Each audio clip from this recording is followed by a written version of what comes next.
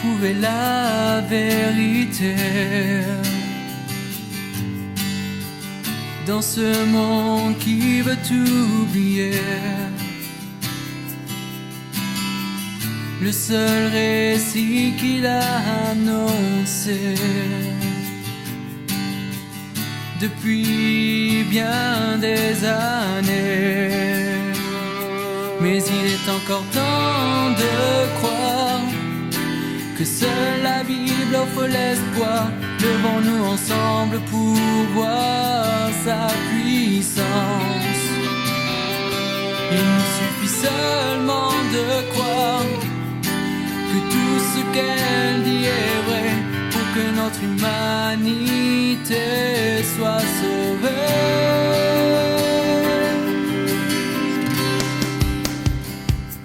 Car elle seule est la vérité, elle seule peut nous éclairer, car seul celui qui l'a inspiré peut vraiment nous libérer. Où mon épouse est défectueuse, ma relation avec mon prochain, mon frère dans l'église, ma sœur dans l'église est défectueuse, que chacun ce matin s'examine. Amen. Ce matin, Dieu veut que nous soyons enracinés et fondés en lui et en lui seul. Il ne veut pas que nous soyons mélangés. Car la Bible déclare dans 2 Corinthiens au chapitre 5, au verset 17. Je te demanderai au diacre Kevin de faire la lecture à haute voix, s'il te plaît. 2 Corinthiens chapitre 5, le verset 17.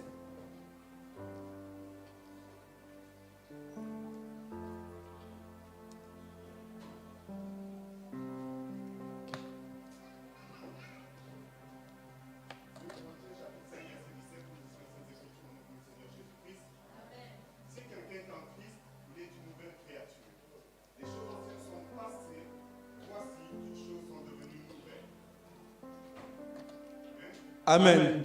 C'est vrai que nous les chrétiens, nous connaissons ces versets par cœur. Est-ce que réellement toutes les choses sont passées? Est-ce que réellement toutes les choses sont devenues nouvelles en nous? Est-ce que réellement c'est ça réellement? J'espère que c'est ça. Lorsque nous acceptons Jésus-Christ comme Seigneur et Sauveur, nous devenons de nouvelles créatures et nous n'appartenons plus au monde. Donc, il n'y a plus de choses du monde en nous. Vous êtes d'accord avec moi?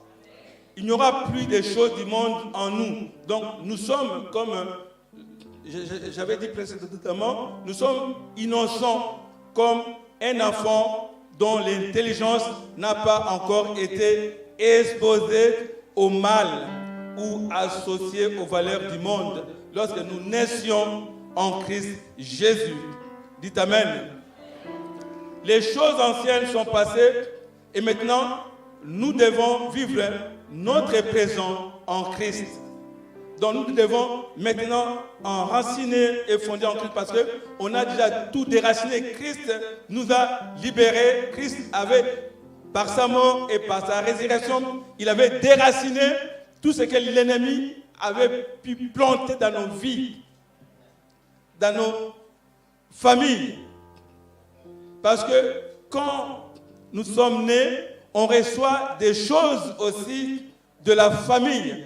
On les reçoit, on grandit avec.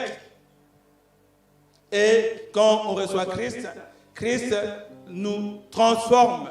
Christ enlève et déracine ce que nous avions reçu de nos parents, ce qui n'était pas conforme à sa parole. Dites Amen. Christ l'enlève, il les déracine et nous sommes comme des enfants qui ne sont pas exposés aux valeurs du monde. Car la parole de Dieu déclare, j'aime bien ces versets, mais celui qui s'attache au Seigneur est avec lui un seul esprit. C'est dans, pour ceux qui lisent leur Bible, dans mes notes, je n'ai même pas mis le verset, ni le chapitre, ni les livres. C'est, si je ne me trompe pas, je vous laisse me dire le verset et les chapitres et les livres. Je vous donne l'indice. C'est dans 1 Corinthiens. Les chapitres 6, le verset 17. Hein? Ok, très bien. Ça se voit que vous lisez votre Bible. Vous ne mettez pas seulement là dans le chevet sans l'ouvrir. C'est très important de lire la parole de Dieu. Amen. Donc nous devons être purs comme il est lui-même pur, car nous sommes attachés à Christ. Amen. Et maintenant, nous devons vivre une vie sans mélange. Si tu es vraiment enraciné et fondé en Christ, dis à ton voisin, ta vie sera sans mélange. Donc il faut le prêcher. Prêche à ton voisin. J'aimerais que ce matin, chacun prêche à son voisin. Prêche à ton voisin que si tu es vraiment enraciné, fondé en Christ, tu ne seras sans mélange. Tu seras sans mélange. Amen. Alléluia. Parce que nous sommes transformés à l'image de Dieu.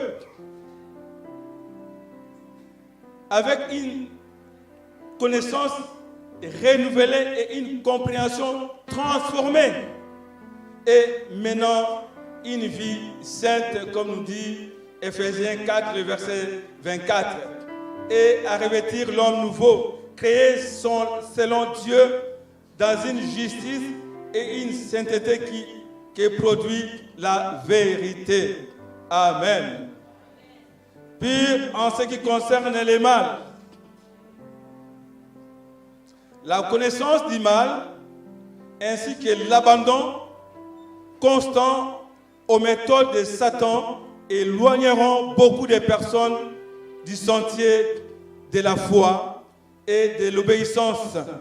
C'est pour cela que la Bible nous avertit dans 1 Corinthiens au chapitre 15, le verset 33, ne vous y trompez pas, les mauvaises compagnies corrompent les bonnes mœurs. Amen. Et dans Galates, chapitre 1er, le verset 3 et 4, nous devons être sans mélange.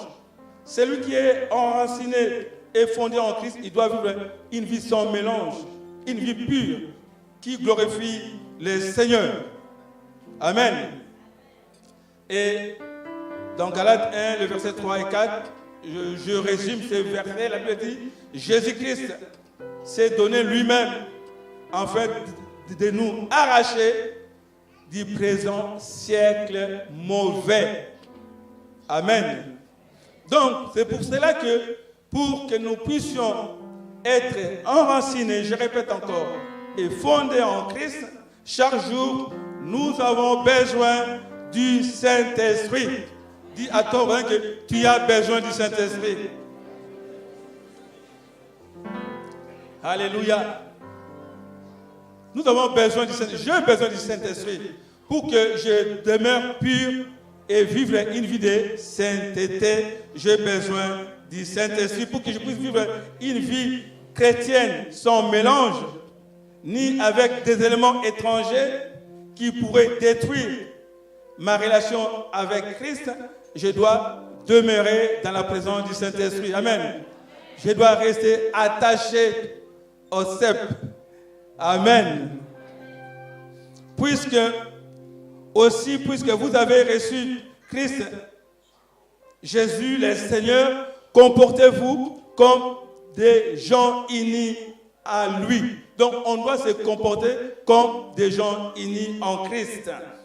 Enracinez-vous en lui, construisez toute votre vie, toute votre vie doit être construite en Christ et attachez-vous de plus en plus fermement à la foi conforme à ce qu'on vous a enseigné. C'est très important, mes bien-aimés, d'avoir ce désir de devenir aux enseignements bibliques.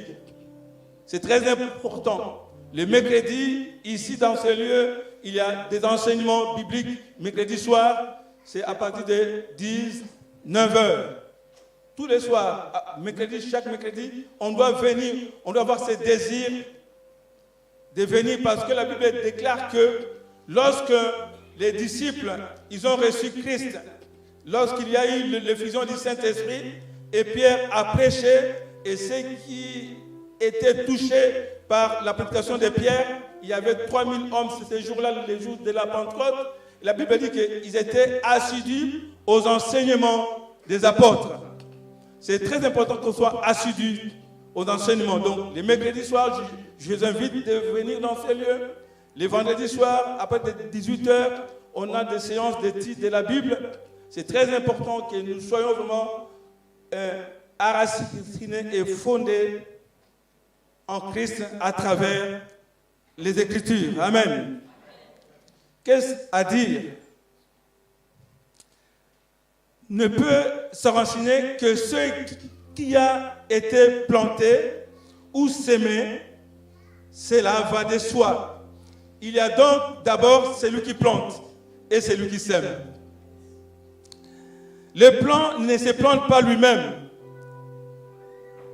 et le grain ne se sème pas lui-même. C'est pour ça que dans l'introduction, j'avais dit, on va prier, on va déraciner ce que l'ennemi avait semé, parce que la semence vient dans nos cœurs pas par hasard. C'est l'ennemi qui les sème, les mauvaises semences. Mais là, je parle de la semence que Dieu a sémée dans notre cœur. Amen. Donc, le plant ne se plante pas lui-même et les grains ne sèment pas lui-même. Les planteurs, les semeurs, c'est Dieu. Amen. Les semeurs, c'est Dieu. Laisse Dieu faire des choses dans ta vie. Amen. Laisse Dieu faire des choses dans ta vie. Et en grec, les mots enracinés, de même que les deux autres mots, donc fondé et affermi, parce que dans notre lecture, on avait vu que nous devons être fondés, donc enracinés et fondés. Et puis, troisième, c'était affermis par la foi. Et quand on regarde tous ces mots, on voit que sont du point de vue grammatical des verbes au passif. Donc cela signifie que c'est le Christ lui-même qui a l'initiative d'enraciner, amen, et de fonder et d'affermir les enfants de Dieu. Amen.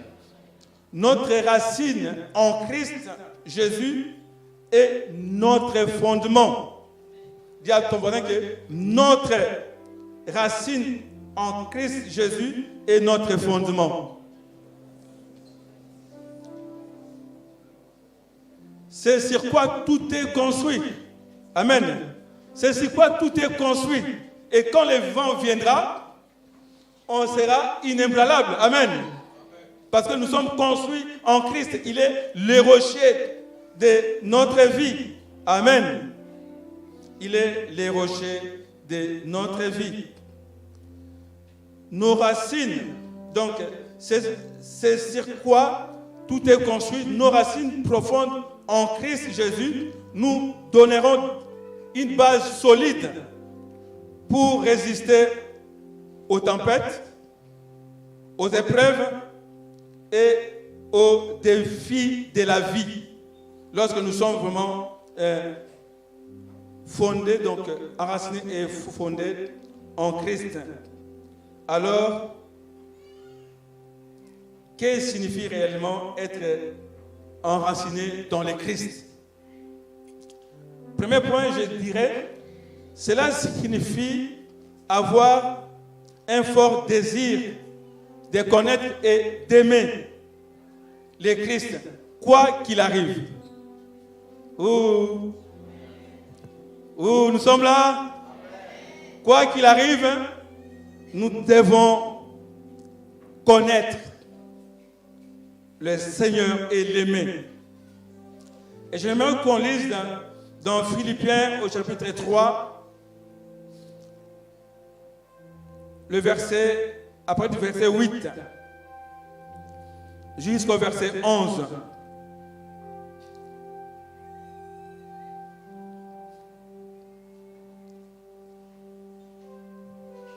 Et même, je regarde toutes choses comme une perte. Là, c'est l'apôtre Paul qui parle.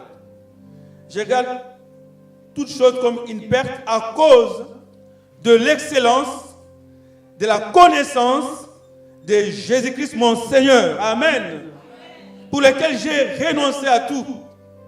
Et je le regarde comme de la boue, afin de gagner Christ et d'être trouvé en lui, non avec ma justice. Ne faites pas ta justice à toi. Amen. N'accorde pas ta justice à toi. Celle qui vient de la loi, mais avec celle qui s'obtient par la foi en Christ. Vous savez que Paul, quand il avait cette justice qui venait de la loi, il allait tuer les chrétiens. C'est pour ça que beaucoup de chrétiens, ils pensent qu'ils sont dans la bonne voie, mais or, ils sont déjà éloignés de la voie du Seigneur par rapport à ce qu'ils pratiquent. Amen. Alléluia. Mais celle qui s'obtient par la foi en Christ, la justice qui vient de Dieu par la foi, voilà la vraie justice, afin de connaître Christ et la puissance de la résurrection et la communion de ses souffrances, en devenant conforme à lui dans sa mort, pour parvenir, si je puis, à la résurrection d'entre les morts. Amen. Mes bien-aimés, dans le Seigneur Jésus, nous avons besoin de connaître le Christ personnellement. On doit connaître le Christ personnellement. La foi en premier est personnelle. Amen. Et connaître aussi ses voies, sa nature et son caractère tel que la parole de Dieu nous les révèle. Amen. Enraciné en Christ, c'est de jouir d'une union et d'une communion avec Christ. Pas simplement avec Christ, mais avec les frères et les sœurs. Il faut que ceux qui ne connaissent pas le Seigneur doivent voir Christ en nous. Lorsque nous sommes enracinés et fondés en Christ, ceux qui ne connaissent pas Jésus-Christ doivent voir Jésus en moi. Amen. Dis à ton voisin que les gens doivent voir Jésus en moi. Alléluia. Il faut que les gens voient Christ en toi. Comment est-ce que tu marches? Comment est-ce que tu parles? Comment est-ce que tu raisonnes? Comment est-ce que tu agis? Il faut dire que si Jésus était à ma place, comment est-ce qu'il agira? Amen. Mes bien-aimés, dans le Seigneur, enraciné en Christ et connaître la puissance de sa résurrection, c'est-à-dire expérimenter un renouvellement de vie, la délivrance du péché. Amen. Si on n'est pas délivré de nos péchés, on ne peut pas être enraciné et fondé en Christ. Quand on fait un fondement, quand on fait un tracé de fondement, et on ne peut pas mélanger les pierres avec les foins, avec les ciments. Ça ne peut pas tenir. Amen. Ça ne peut pas résister. Le péché, c'est le foin. On ne peut pas vivre une vie de mélange. Nous avons besoin d'expérimenter une vie renouvelée, délivrée du péché. Car la Bible déclare que le salaire du péché, c'est la mort. Amen. quand tu demeures dans les péchés, tu es loin de Dieu. Tu es un mort spirituel. Amen. Romains 6, 4 nous dit quoi? Romains 6, 4 nous dit, nous avons donc été ensevelis avec lui par les baptêmes en sa mort, afin que, comme Christ est resté des morts par la gloire du Père, de même nous aussi, nous marchions en nouveauté de vie. Amen. Ainsi que la puissance de l'Esprit, capable de susciter un témoignage efficace de guérison, de miracles, et enfin la résurrection d'entre les morts.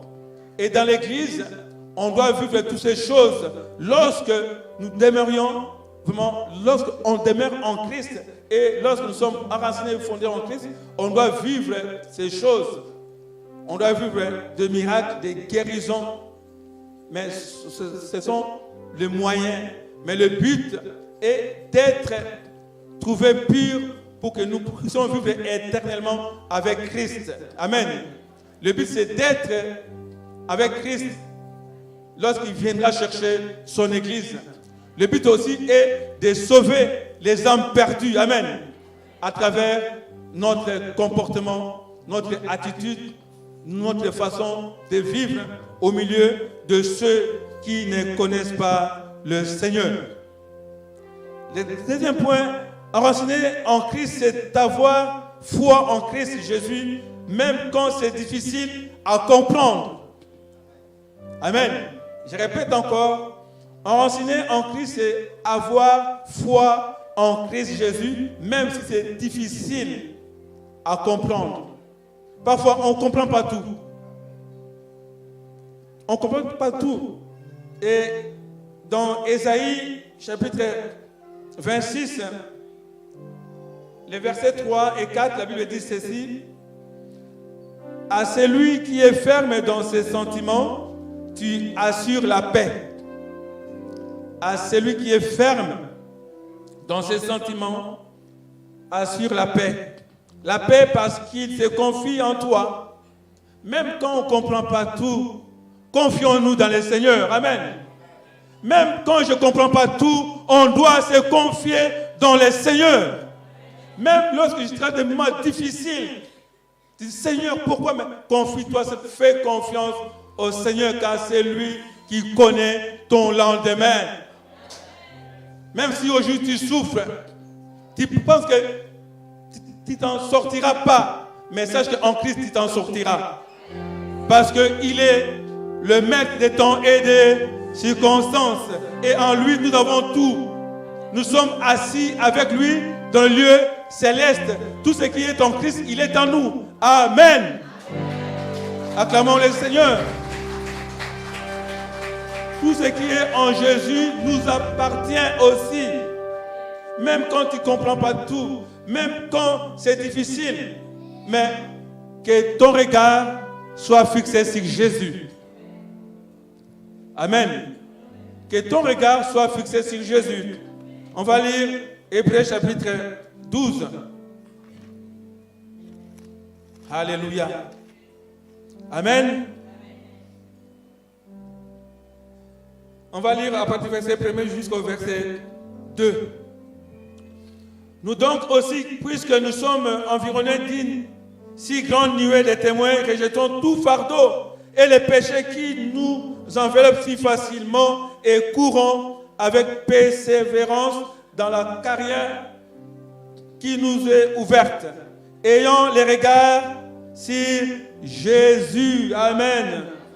Les chefs et les consommateurs de ta foi, de ma foi. Christ, c'est lui qui consomme ta foi, non pas les gens du monde, non pas ton frère et ta sœur. Amen. Mais c'est Christ lui-même qui, en vue de la joie qui lui était réservée, a souffert à la croix. A souffert la croix, méprisé l'ignominie et s'est assis à la droite du trône de Dieu. Amen. Même quand tu ne comprends rien, regarde à Jésus. Même quand c'est difficile, regarde à qui? À Jésus. Il n'y a aucun nom qui nous est donné sur la terre et dans les cieux, si ce n'est que le nom de Jésus. Dis à ton voisin, il n'y a aucun nom qui nous est donné sur la terre et dans les cieux, si ce n'est que le nom de Jésus. Alléluia. Alléluia. Réveille celui qui dort à côté de toi. Réveille-le, réveille-le. Dis, réveille-toi, toi qui dors. Que Christ puisse t'éclairer. Amen. Que ce matin, Christ puisse t'éclairer. Alléluia. Confie-toi en l'Éternel, nous dit Ésaïe, verset 4. Confie-toi en l'Éternel à perpétuité, car l'Éternel est le rocher de siècles. Amen. Durant les moments difficiles, mes frères et sœurs, on doit voir fort en Christ. Amen. On doit regarder en Christ.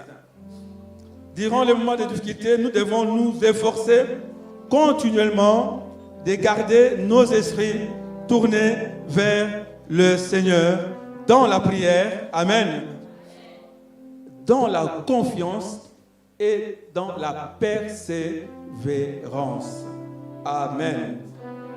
Et surtout, on doit espérer en lui. L'espérance n'a pas de fin. Ça, c'est ma définition. Nous devons placer notre confiance en Christ Jésus parce qu'il est un rocher qui demeure toujours ferme et inébranlable. Il est une fondation sûre et solide. Amen. Le troisième point, enraciné et fondé en Christ, c'est passer du temps en sa présence. Amen. Passer du temps en sa présence et devenir plus fort dans notre foi. On doit devenir plus fort et plus fort. Amen. On va lire le psaume 84, le verset 10 à 12.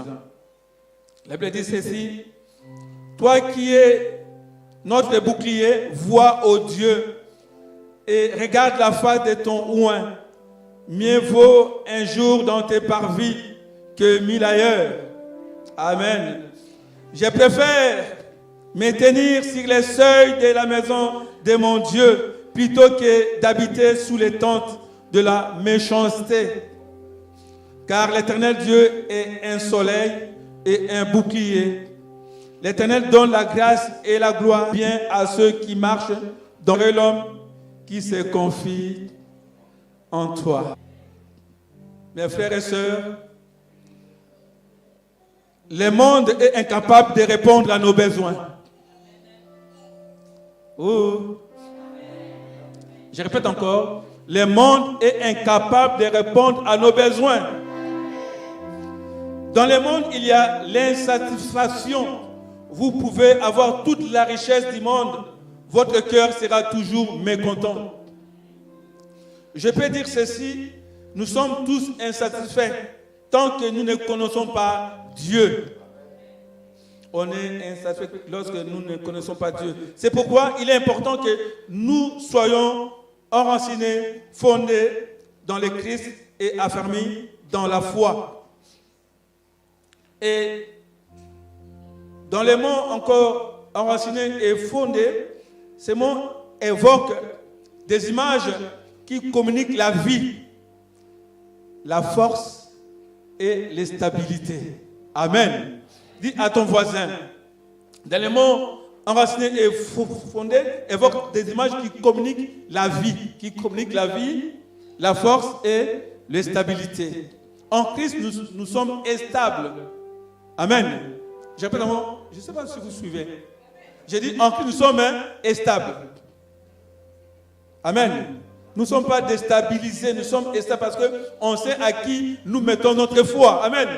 C'est ça, on sait à qui, moi je sais à qui je crois. Le 8 août 79, je sais qui m'appelait. Amen. Personne ne peut l'enlever en moi parce que je sais à qui je mets ma foi. L'ennemi peut se battre, Mais mon recours, c'est toujours Jésus. Je viens au pied de Jésus. Seigneur, tu vois, les frères disent mal de moi, mais donne-moi la force de lui accorder mon pardon. Merci Saint-Esprit pour la force que tu me donnes. Je lui accorde mon pardon. Je ne veux pas que dans mon cœur, qu'il ait ces racines d'amertume dans mon cœur. Père, sans toi, je ne peux rien. Car c'est toi qui m'as appelé ces jours-là. Ce n'est pas un homme, c'est toi. Et je mets ma confiance en toi. Je m'abandonne entre tes mains. Fortifie-moi, restaure-moi, relève-moi. Au nom de Jésus, Amen.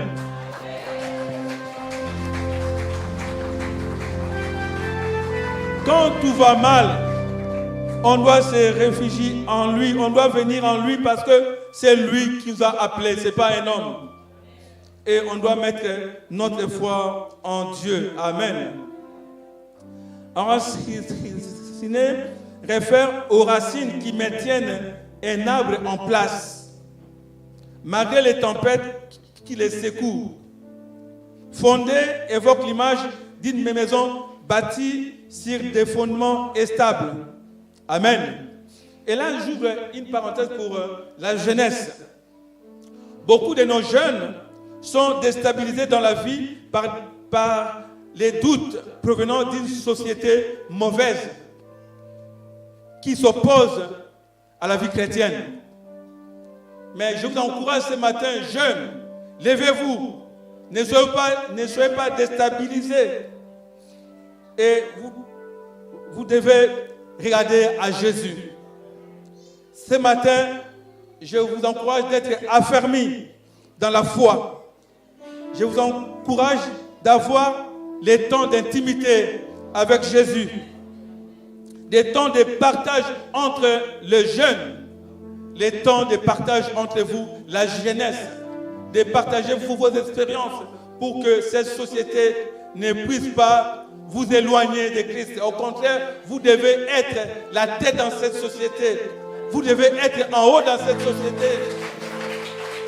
Vous devez proclamer Jésus dans cette société. Vous jeunes, ce pays a besoin de vous. Les chrétiens, nous sommes de ceux qui doivent porter les drapeaux. Notre drapeau, c'est l'amour des âmes perdues. Ils ont besoin de vous jeunes. Vous jeunes, vous devez influencer cette société à connaître Christ à travers votre foi et enraciner et fonder en Christ Jésus. Et j'encourage l'Église, ce matin, toute l'Église, à vivre la puissance créatrice de la grâce de Dieu et de son amour, qu'au milieu de nous, nous devons bannir et briser la division. Amen. On doit bannir et briser la division. L'Église de Jésus doit vivre en harmonie les uns et les autres, parce que nous sommes enracinés et fondés en Jésus-Christ. Et nous devons aller gagner des âmes pour Christ, car les âmes appartiennent à Christ. Je bénis le Seigneur de ce qu'il a permis que chaque premier dimanche du mois que nous soyons ensemble. Et je suis vraiment dans la joie immense de savoir qu'en Christ, nous formons un seul corps. Et nous devons demeurer ainsi dans cet amour pour que les non-chrétiens viennent à Christ.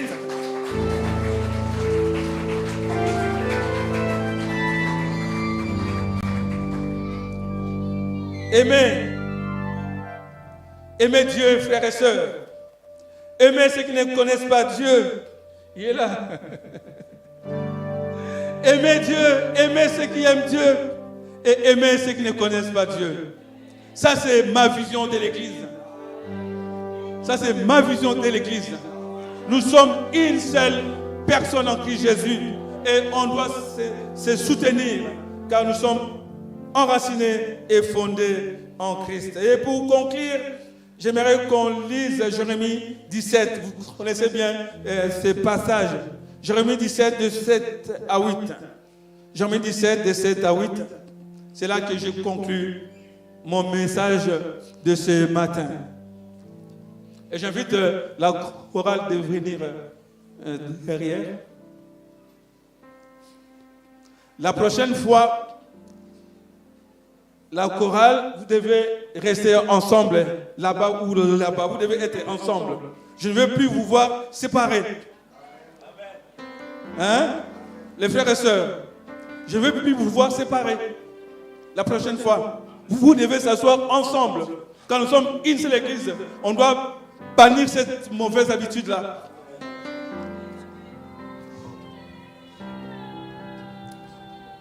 Alléluia, gloire à Dieu. Jérémie 17, 7 à 8. Béni soit l'homme qui se confie dans l'Éternel et dont l'Éternel est l'espérance. Il est comme un arbre planté près des eaux et qui étend ses racines vers les courants. Il n'aperçoit point la chaleur quand elle vient et son feuillage reste vert. Dans l'année de la sécheresse, il n'a point de crainte. Il ne cesse de porter du fruit. Amen. Lorsque nous sommes enracinés fondés en Christ, on ne doit jamais cesser de porter des fruits. Nos racines profondes en Christ Jésus nous donneront une base solide pour résister aux tempêtes, aux épreuves et aux défis de la vie. Que Dieu bénisse sa parole. Amen.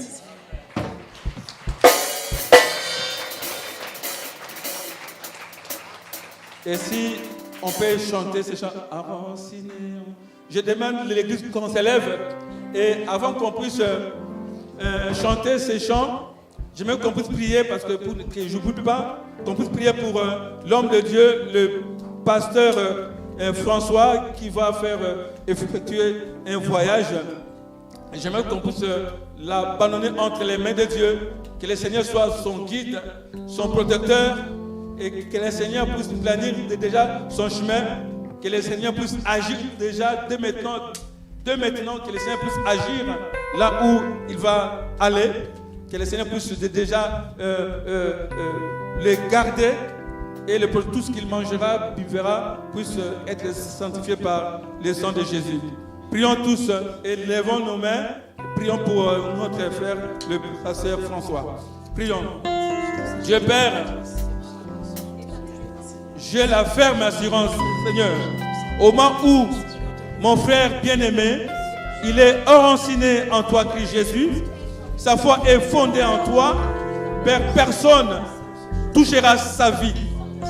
Je le déclare que dans ce voyage qu'il va effectuer au pays, Seigneur, que toi seul tu les devances, Seigneur notre Dieu, que toi seul tu aplanis son chemin, notre Dieu, que toi seul, Seigneur, tu mets les paroles dans sa bouche, Seigneur, tout ce qu'il dira, Seigneur, que cela puisse impacter, Seigneur, son entourage, Seigneur, notre Dieu.